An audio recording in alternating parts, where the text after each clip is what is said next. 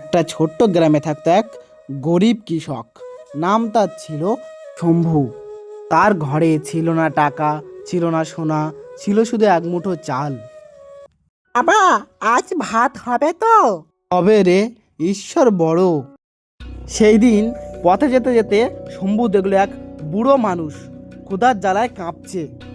বাবা, এক চিমটি খাবার দেবে? শম্ভু ঘরের চালের দিকে তাকায়।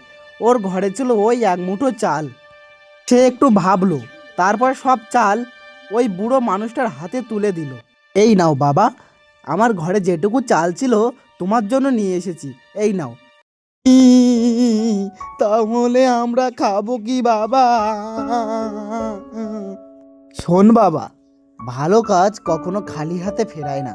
তুইও কাউকে সাহায্য করে দেখবি ঈশ্বর তোকে কতটা আশীর্বাদ করে।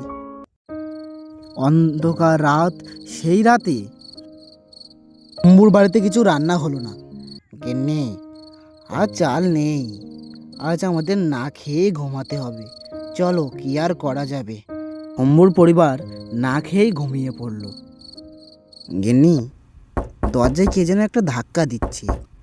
হলো তো, বাইরে গিয়ে দেখে আসি কে।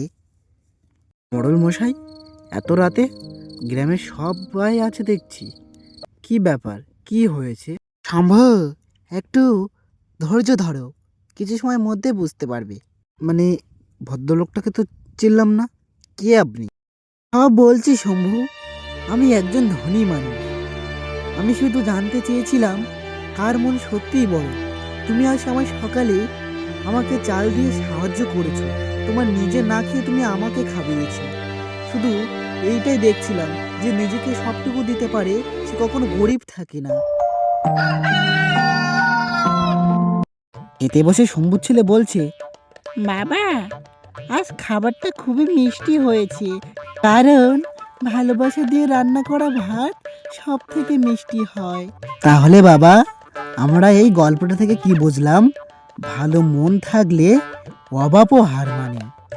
তো বন্ধুরা, আপনার যদি এই গল্পটা ভালো লেগে থাকে তাহলে লাইক সাবস্ক্রাইব অবশ্যই করবেন আর পাশে থাকবেন। ধন্যবাদ।